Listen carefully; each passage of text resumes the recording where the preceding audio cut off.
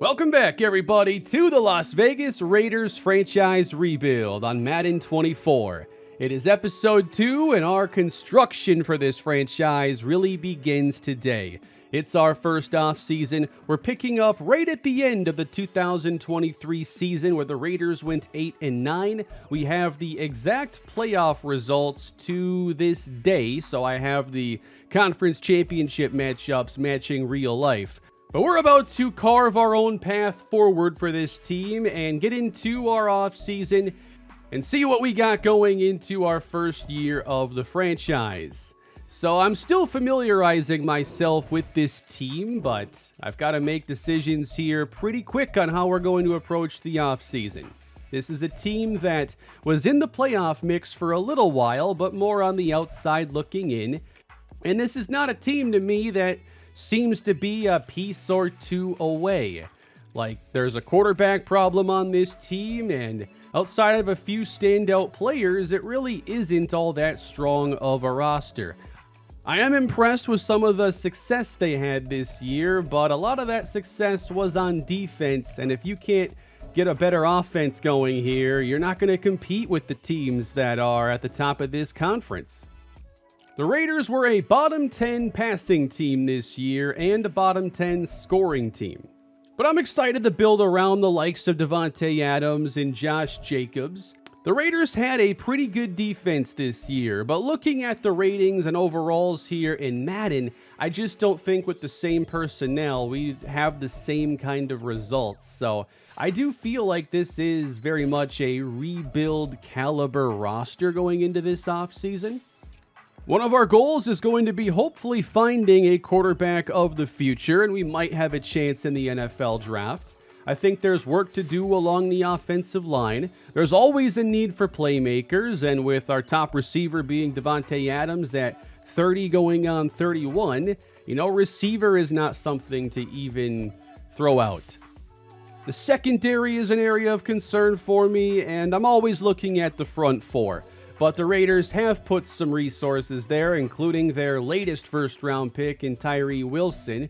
We'll see if we have any success developing him. I feel like in my series, I've seen a lot of these situations play out, and the player who needs to earn that breakout or have a big season in his first few years to really take that leap often doesn't. It's a tricky spot. You can draft hidden dev players at edge rusher and still miss based on production. But it's good to be here making the rebuild content again. Thank you for all the feedback from the first episode. And here is the bracket we have here. The scores will not match real life, although some of them aren't all that bad. The Super Bowl will feature the 49ers and the Chiefs for year one of our series. And let's take a look at if we had any development changes. I'm just getting to know this team, but maybe someone like Robert Spillane got a boost to star dev, which would be really cool to see. I think Josh Jacobs went down to superstar. I believe he was an X factor. Otherwise, offense looks to be the same. While on defense, we have Robert Spillane to star dev. He just had way too much production, I think, to stay at normal development. So that's going to help us out going into our first year.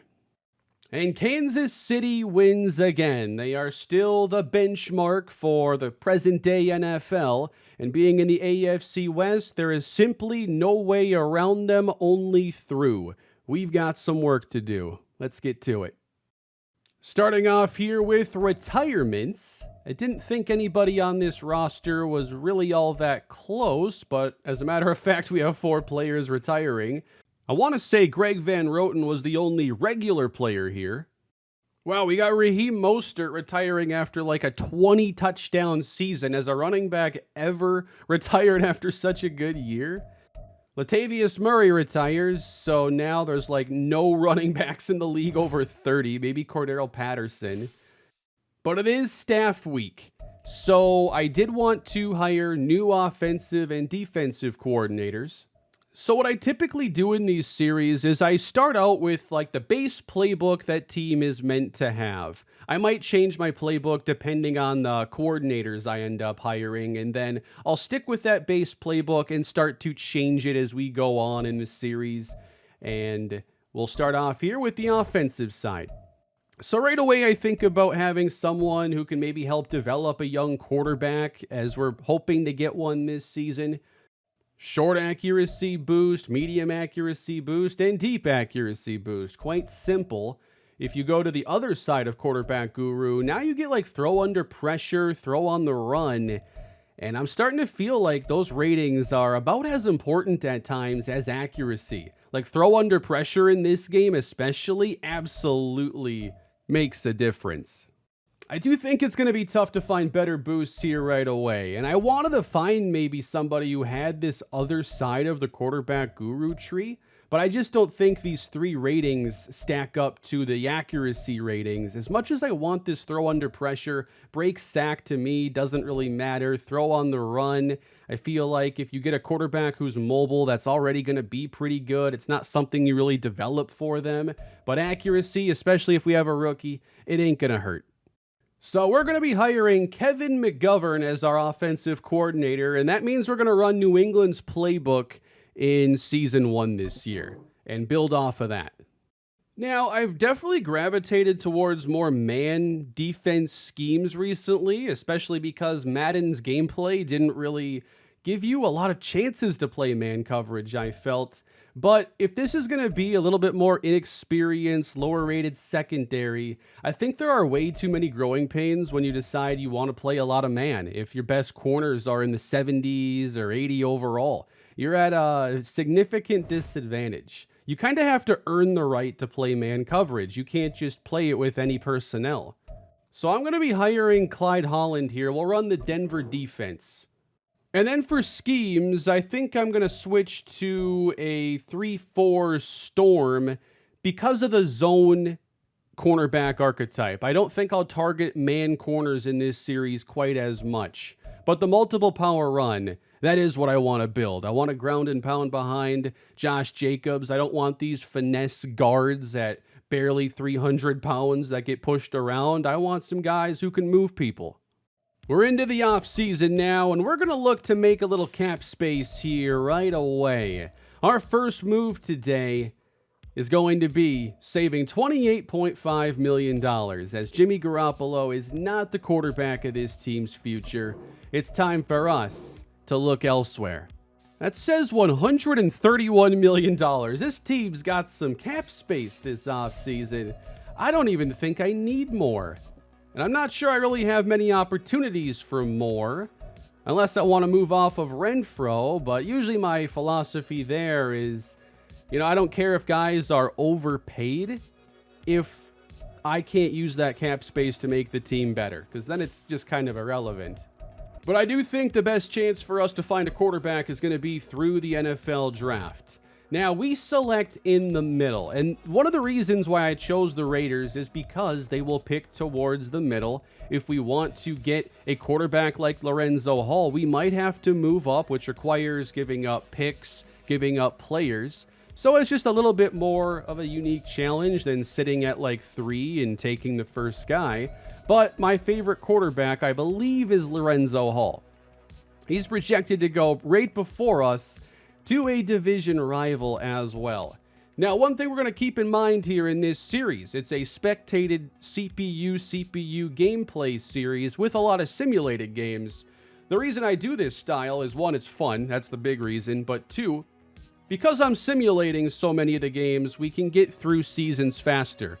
When there are big games on the schedule, key rivalry games, playoff clinching scenarios, or even playoff games, we watch those, which means those ratings are going to matter. Those traits are going to matter. It forces me to draft a team that I know will play well when we're actually watching the games. So if I have all these like slow corners that can get by in the simulating, I know it's not going to fly when we actually watch games. Same thing here at quarterback. I can't just chase overall. I need the right blend of skills and traits. But Lorenzo Hall seems to have the oblivious to pressure trait, which is one trait that I do not want my quarterbacks to have. Everything else looks good. So is that enough of a negative to maybe knock him down the board? Because when he's under pressure, if you can't protect him that well, then you're going to be getting a lot of mistakes. If he were the perfect quarterback, though, he'd probably be going before 12. Looking at the mock, though, it seems like he is the second quarterback to come off the board when I assumed he would be the third. They have Steve Wolf going later with that top 5 projection. Maybe we can finish off the scouting report on these quarterbacks so we know what we're getting into. Steve Wolf has the compact, fast motion. He does stand tall, and he's aware of pressure. So I think his traits look good. And then he's got the strong arm to go with a downfield style and geared rating set. I don't think his ratings look as good, but the way he responds to pressure seems to be better. And then it just seems like if we're going to see Denzel Stockton go at 3, then he's just kind of out of our range, unless we really want to move up into the top 5, and sometimes you got to do that, and sometimes you got to give up a lot to do it, like the Panthers moving up for Bryce Young. Cost them so much, they ended up picking in that spot naturally the year after. Only thing is, they don't own the pick anymore. It does say Stockton could use some improvement at recognizing pressure, which probably isn't as bad as what we saw with Lorenzo Hall. So no quarterback here is perfect. I still really like Lorenzo Hall, but we'll have to see what free agency brings our way and if the mocks kind of stay this route as we get further into the offseason. First order of business, though, we do have to re-sign some free agents, which the cap space is no issue.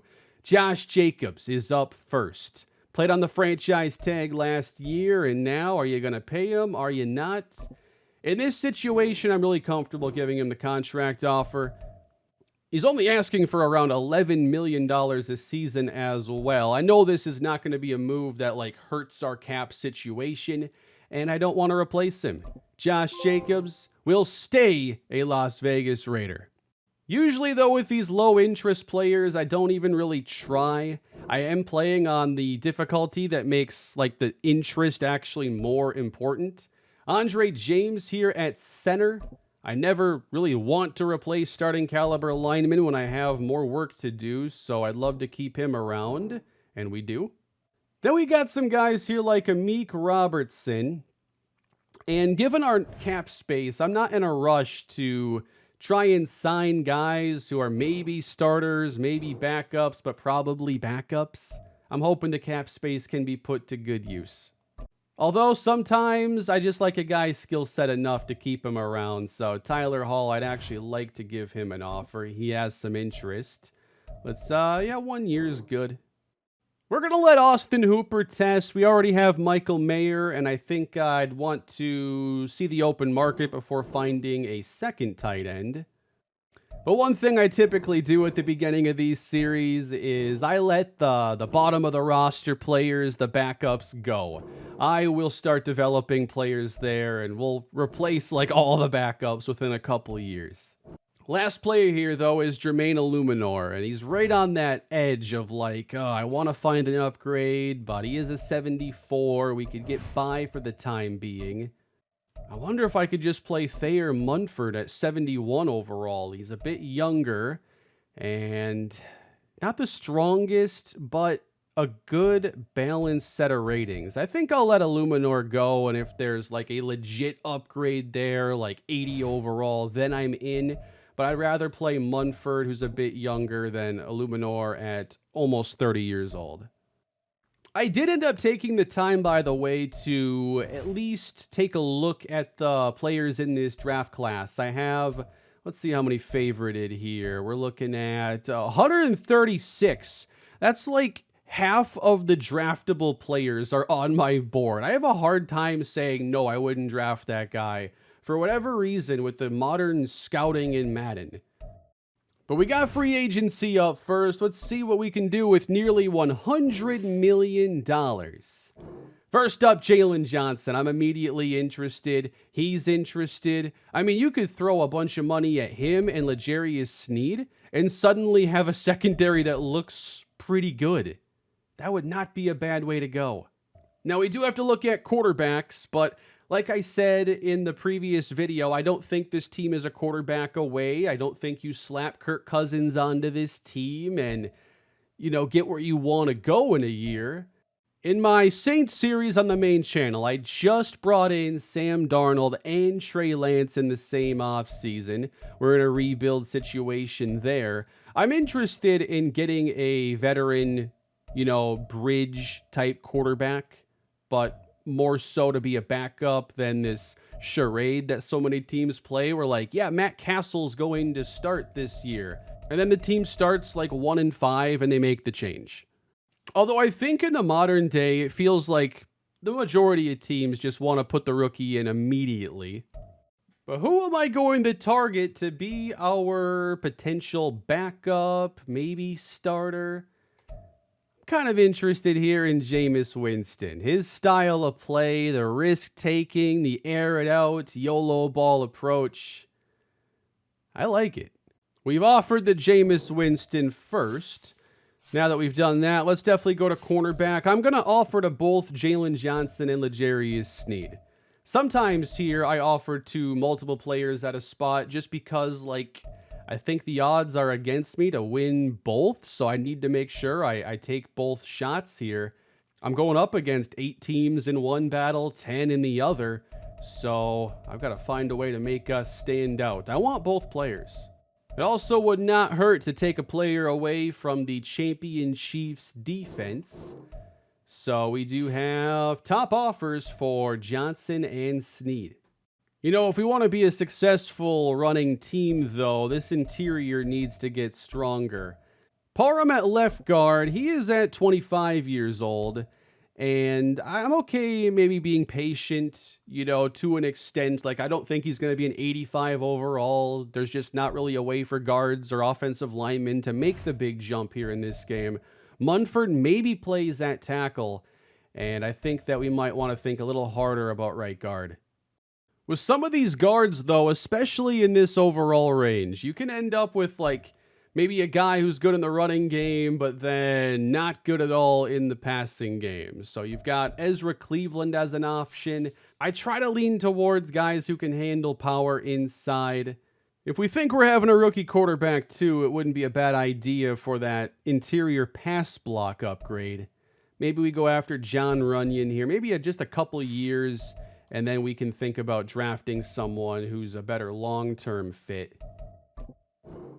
And then I see here that Devin White is available. He's got excellent sideline-to-sideline speed, can rack up a lot of tackles with this skill set, and does have some cover skill, but it's not really his specialty. There are better options for the pass game, but I try to target players who have interest. Much better chance of getting those players in free agency. 4 years, not really what I'd want here, but it might be what I have to do to win. I'm starting to be okay, offering a 4-year deal to a guy knowing that it's really maybe a 2 or 3 year contract. I almost never have dead cap in my series just because I don't really take those chances on players often. But I'm open to some alternative strategies. I think that's a pretty good 5-player start here. Evaluate that. Decisions are made. Wow, 4 for 4. So right off the bat here, we're adding to this defense 2 high-caliber corners that can immediately give us a strong secondary. Devin White, John Runyon. Not a bad way to open the series. Meanwhile, you've got Michael Pittman along with Baker Mayfield going to Washington with Chidobe Awuzie. So there goes probably most of the Commanders' cap space, I'd have to think. Man, no one's offering to Kirk, though. And Jameis Winston did not accept after the first round. I do see Cousins has the mentor tag. That's the really interesting thing, too. If we get a quarterback that mentor tag doesn't often come with a player who's actually, playable. Ooh, I'd love to see Curtis Samuel here, but I don't know if he's interested. I always like getting a good speed threat, especially to complement the receivers we have. I'm going to give a 1-year offer knowing it's not likely he comes to us. Adam Troutman would have to be at least a decent complimentary tight end. He has like 66 run block. I feel like as a number 2, that would be just fine, but I'd like to draft somebody, maybe now more of a vertical threat, which the draft classes in this game give you plenty of options there. I might also give a contract offer here to Antonio Gibson. I like him. At the very least, he's a good receiving back, and teams love having at least, one receiving back specialist. But it's also just good to have that running back insurance. So I'm going to give him, let's go 2 years if it's under $4 million a year potentially. And then I'm coming back to Kirk Cousins here, and I might actually give him the 1-year offer. We've been able to do a lot already in free agency. So for now, we're going to withdraw from Jameis Winston. Let's see what we got here with this stage, because this could eat up most of our remaining cap space. No decisions from Kirk or Gibson, and we bring in Adam Troutman. Curtis Samuel goes to New England. Evaluating again, and it looks like we have indeed brought in Kirk Cousins to the Las Vegas Raiders and Antonio Gibson. That is a busy start to free agency, as we just used up over $90 million worth of cap space here. We had a lot of space, so I'm not surprised to see us do a lot with it. I guess I didn't think when I started this offseason we'd be able to find so many high-quality free agent upgrades. Well, the nice thing, too, with Antonio Gibson is he still has that star development. I thought he would have been normal by now after not really playing a huge role the last couple of years. But imagine Kirk Cousins is up here. That would be the starting offense, at least for the time being. Still has some work to do, but it doesn't look all that bad with some significant upgrades now defensively. Now you've got, Max Crosby. If Wilson comes around, that's a good duo with a cornerback duo behind it. A little bit more talent now at linebacker with Spillane and Devin White as your 2, 3-down guys. This can look pretty good pretty fast, I feel. Wow. So sometimes here, usually in stage 2, you get an extra retirement. And this is one of the first times I've actually seen it be like a significant change. Russell Wilson just retired. Maybe the Broncos would have been interested in Kirk Cousins if that had happened a little bit earlier. So the Broncos then went and signed Sam Darnold, who I think would then probably be their starter this year. And the Jets got Jameis Winston. Oh, and the Broncos also got Josh Dobbs. So there's a competition now in Denver. And I think that further solidifies that if we want a quarterback, we might have to move up because they're 1 pick ahead of us. So let's get to mock draft 3 here. We're at the free agency recap stage. A tight end going number 1. Well, I guess we have a top 5 projected player there. They have the Patriots taking a quarterback. That's totally reasonable. And then the next quarterback going not at 12, not at 13. Is it possible we can stay put? They only have 1 quarterback in the mock. That feels like there's no way. There's multiple first-round options. I mean, on the board, number 1 player is a quarterback, number 2 player is a quarterback. I think I'm just going to use all 3 on the quarterbacks to figure out exactly who I want to target then. Pretty simple for private workouts. On to the following week. Day 3 talent? Whoa. Day 3 talent for a top 5 projected quarterback. I'm glad we did our homework. Lorenzo Hall, round 2 to 3 talent. So now you've got quarterbacks of 3 completely different tiers. And the odds of you getting a player with hidden development when their talent is lower than their projection, I feel is extremely low.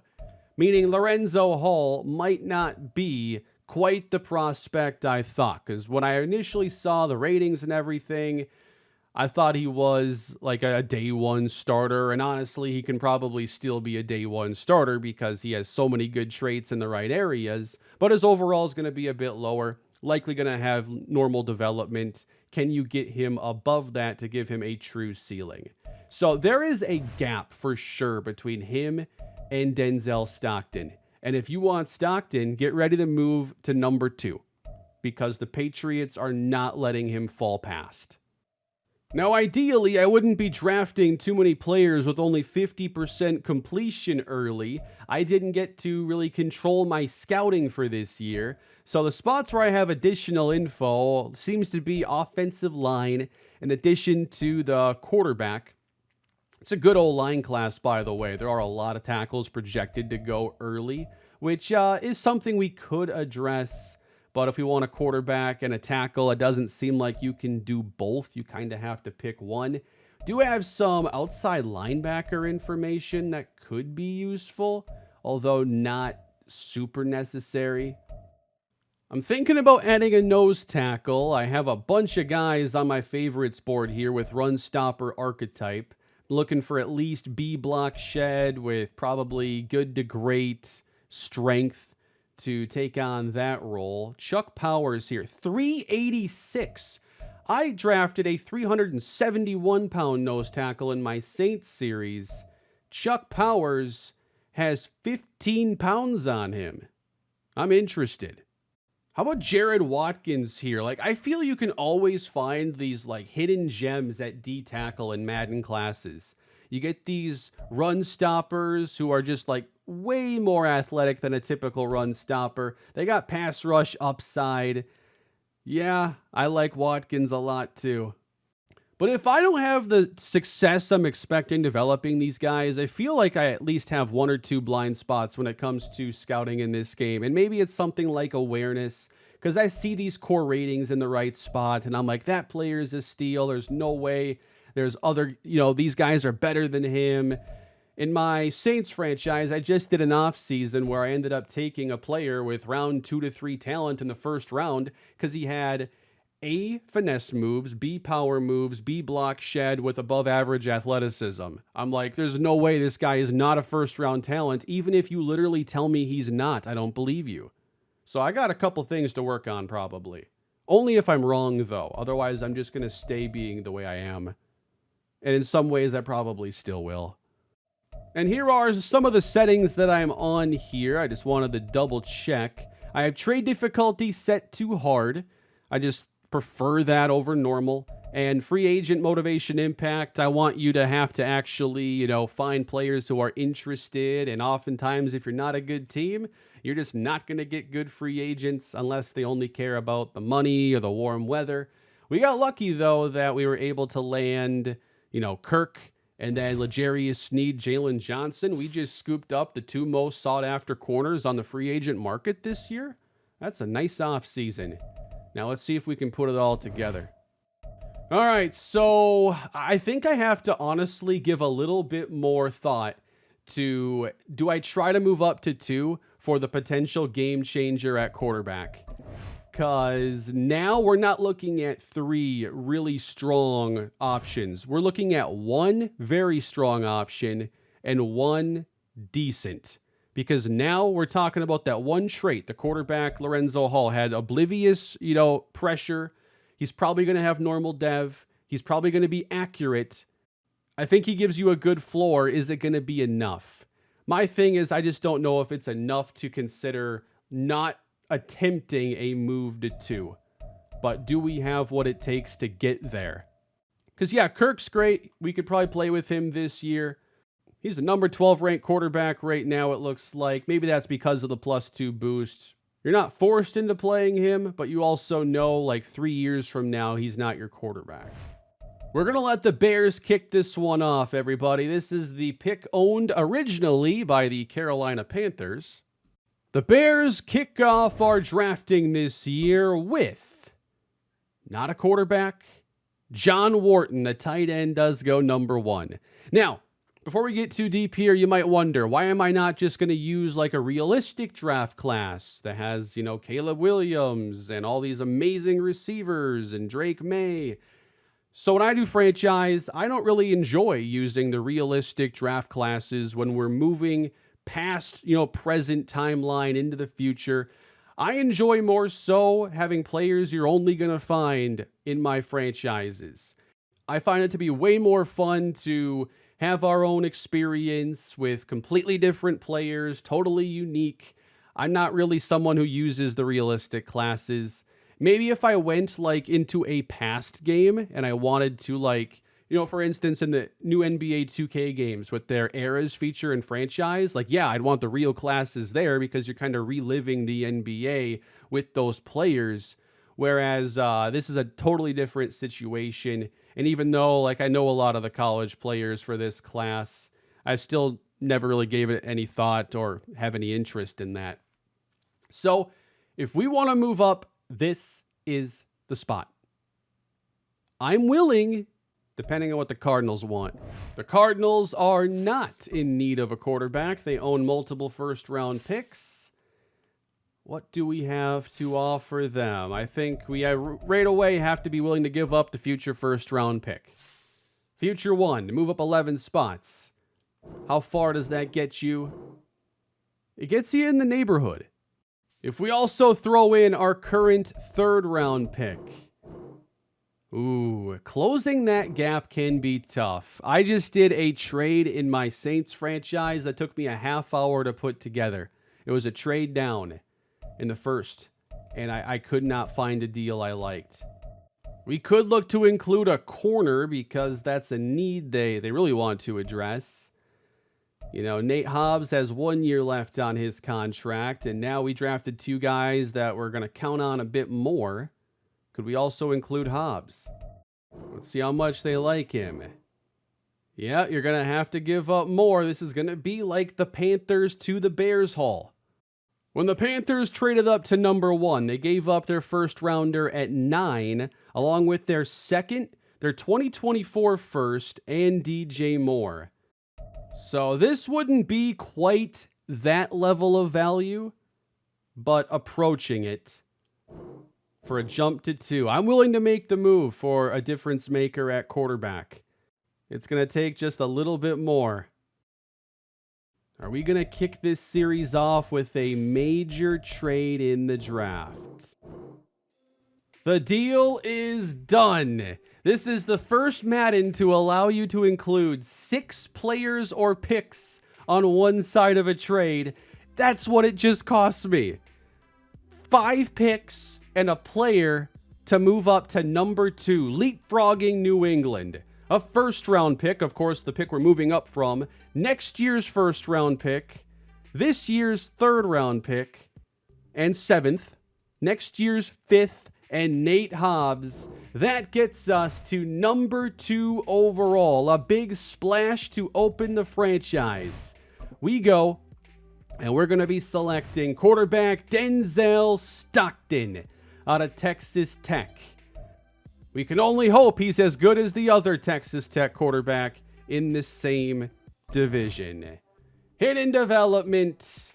Let's hope this is the future of our team. That means the Patriots got to go elsewhere now. Big move for us. They're going to the offensive line.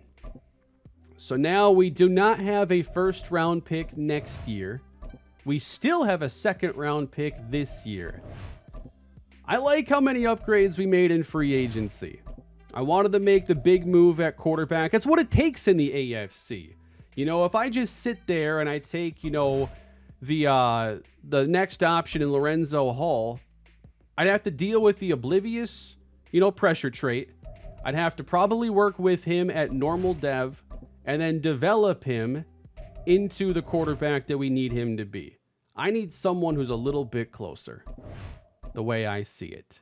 If you played in the NFC South, you would not need to be as aggressive, but we don't. I'm really curious now if any other quarterback goes in the first, because it doesn't seem like it. Wow, there it is. Lorenzo Hall goes late in the first to the Tampa Bay Buccaneers. He is the Baker Mayfield replacement. And so there's my example. The NFC South, The team that takes the quarterback is the one that just stayed put and did not get aggressive. One thing I wish they'd bring back to this game that used to be in Madden, I forget what years exactly, but CPU teams used to trade up. I remember, I think it was my Panthers franchise, which would have been like Madden 15. I remember like the Patriots moving up to beat me for players all the time. Like teams moved. Steve Wolf, day 2 to Arizona. Wow. You need Kyler Murray's backup that bad. I don't know about that one. Well, I do know, actually, that was an awful selection. And now our second round pick is approaching. Given our situation, I'm not really interested at all in moving up at this stage. It just costs too much. And now I want to use our remaining picks to really hone in on the last couple things I couldn't really do in free agency. Vikings just took a quarterback in Drew Peters. We don't own a third-round pick this year, so we really have to make this one count. So the way my board looks here with my favorites, I'm not sure this really favors us going defense. Caleb Spence here looks really good just on the surface with those 4 ratings on the right side, plus athleticism, 21 years old. And that's now a position that's one of our lowest needs. I don't know if I could still end up with Chuck Powers a little bit later, but that would be intriguing. So we have some offensive linemen, I think, that could fit. John Baptiste, A to C, awareness, elite strength, and some athleticism. So here's like a starting tackle. Then I think I have some interior players that also could start. Here's Vince Spurlock. He's 6'6", 344. Here's a road grader in the running game who can also pass block a bit. Barry Erickson at center. We just re-signed our present starting center, Andre James. Little injury prone here. Maybe the C pass block and run block finesse. You know, maybe he's not enough of an upgrade then to consider here. And then I wonder about wide receiver. Is there someone that fits? Because we do have Cam Porter and then Dylan Winston. So Porter, I'm looking for speed here. I want someone who complements who we already have. Speed, he's got that. Very athletic, but low short route running, low medium. He's a kick returner with lower catching. And maybe, you expect deep route running to be pretty good. I don't think it's Cam Porter. I think I'm going to take the guard here, Sean Childress. I love that they have, offensive linemen now good enough to start in the first 4 rounds. You don't have to take them early. I'm going to take Sean Childress. Oh, hidden development. We're 2 for 2 in this series. His pass block power just looked a little bit stronger. And he's still a big guard with power archetype, so he fits what I want. So, Raiders got a new quarterback, upgrade to the O-line. Now we're going to take a bit of a back seat for much of this draft. Still might get one more role player. I want to move to the 4th round now, because I might still be willing to move up, but I'm not going to give up enough to move up far. The board has shrunk now to 51 players. Like, I even have all these UDFAs. Like, I've been using remote play to, spend some extra time in my franchises, doing some more, what I call busy work, like scouting and just the menu navigation stuff that I don't need to be, at my setup to do. And, I found a bunch of guys, probably spent a bunch of time looking at players I'll never even consider drafting. But Chuck Powers is still out there. Let's see where he is on the, what I call the available board, just to get an idea of if he might go soon. He might just be there for us at our next pick. Or he'll go literally 2 picks from the moment I said that to the Cardinals. Hey, it's not one of my series here until I let you all know there's a player I love and then he ends up going because I don't trade up for him. I'm really curious here what it would have taken to move up like a dozen spots in the 4th round, because you get to this stage of the draft and the trade ups get really cheap.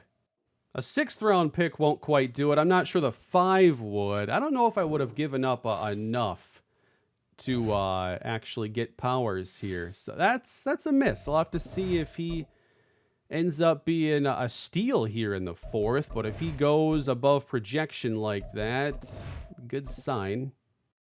When I started this offseason, like trading up to 2 wasn't really on my mind. It wasn't until I saw the difference in quarterback that really, caused the first domino effect of our series here.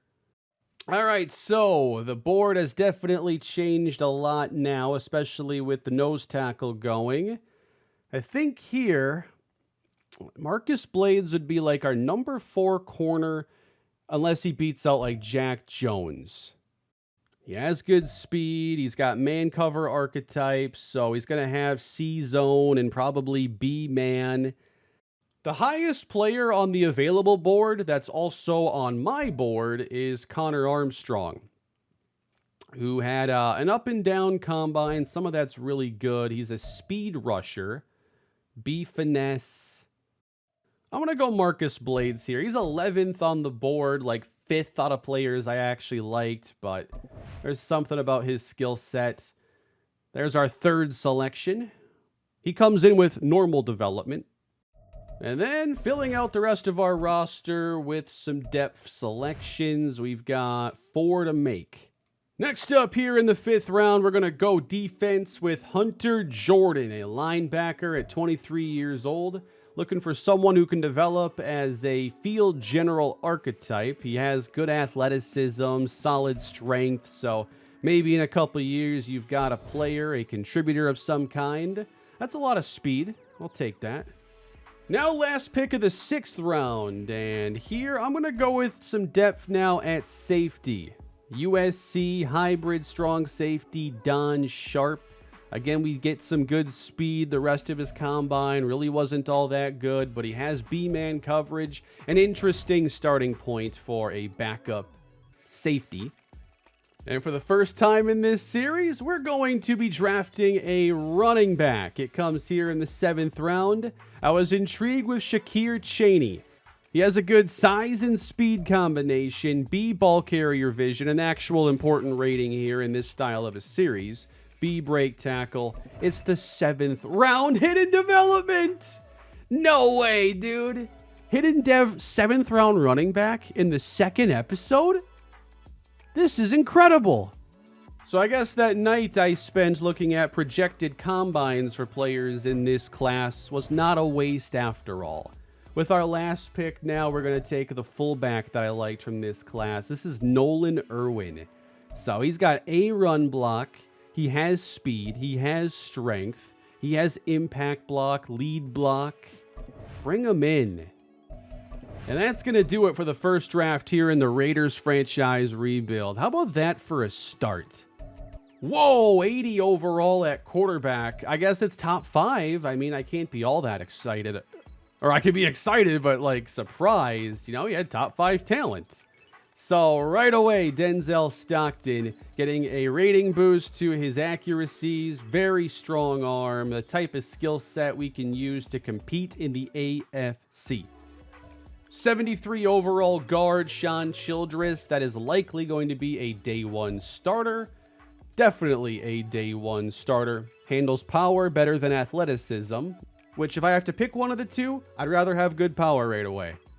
I know I did this a number of years ago. I should do it again, but I found that there were more, I forget how many positions I checked, but there were more like 80 plus power move players than 80 plus finesse players. So I started gravitating towards those power linemen because they countered more players.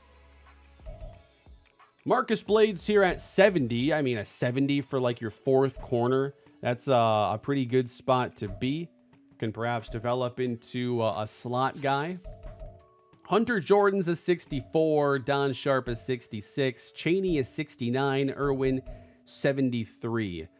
So Jordan here, I was hoping he'd come in a little bit higher. At least he's fast. He might be a special teams guy. Don Sharp at safety, that B-man coverage. I've just been coveting that this year quite a lot. But let's talk about Shakir Chaney, though. Come on, man. we might have ourselves a complimentary running back. And I like drafting a good fullback. You know, the CPU's never going to take one, so you can just do it with your last selection. And I think we got a pretty good one. All right, 79 overall tight end went number 1 as the Bears make history here. 79 short route running. That's really good for a tight end in this game. If it never got better, it'd still be one of the best short route runnings at the entire position. So we end up moving up for Stockton, causing the Patriots to go offensive line. If we didn't take Stockton, we were then going to be targeting Lorenzo Hall, who has 8 less overall at 72. I am shocked he has hidden development. So now I actually have to keep in mind that a player with, lower revealed talent than projection can have hidden development. That, never happens in my history playing the game. So I obviously got a better prospect, and I did not get oblivious sense of pressure like he has. But that hidden dev is a big positive here for the Bucs. Steve Wolf ended up with 70, so it said day 3. That's about as high as a day 3 grade's going to be. He had hidden dev as well. So it's like no matter what, if you took a quarterback, you were at least going to see that blue diamond and feel pretty darn good. But we also know that there's a much higher chance of Stockton having superstar or X factor, whereas you assume the other two have star. Last thing I want to see here, as the Cardinals not only took a quarterback, but they also took a player that I wanted later on. There he is, Chuck Powers. 75?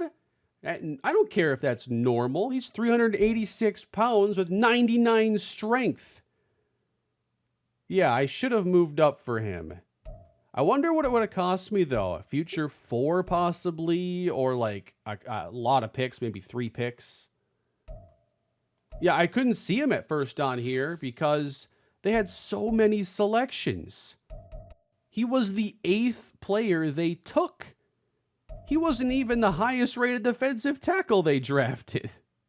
Now, I'm not sure it was the best use of all this excess draft capital to take a quarterback, a running back, and multiple off-ball linebackers, plus a safety, but hey, they did it their way. It took 15 players. And then for a little peek here at the players that also went to our division rivals, 473 overall players to the Super Bowl champs. That's really good. Normal dev in the first round, though. We're happy with that. Don't need to see Kansas City get stronger. The Chargers, they took Matthew Triplett and Charlie Thomas, so new offensive lineman for Justin Herbert, a 75 overall running back now, hidden dev. And they did lose Austin Eckler in free agency. I'm not sure after this pick they're sad about it. And then you got Denver with a couple 75 overalls on either side of the trenches. That is the year 1 draft in the books and the offseason complete. What did you think of that, everybody?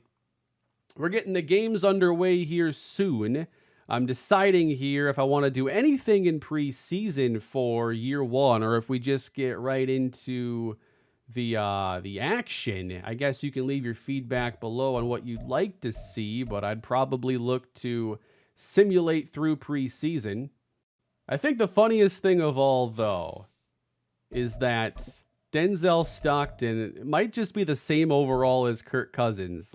We'll play Stockton over Kirk, and he might even have better overall, or the identical overall. We just added the 2 best possible quarterbacks in the offseason. That's gotta be a win. We got less selections for next year. We're gonna have to see how we want to optimize day 2 of the draft. And we're missing a 5th round pick. But that is a job for another day. Leave your thoughts in the comments on the offseason. And what would you like to see as we really dive into this Raiders franchise? Do you want to see any preseason whatsoever with this team? I'm looking forward to your feedback. Please leave a like if you enjoyed episode 2. Subscribe to the channel if you want to go on this journey with us. And I will see you all next time in the Raiders franchise. We're definitely playing games. I just don't know which ones yet. Thank you all again. Have a great day.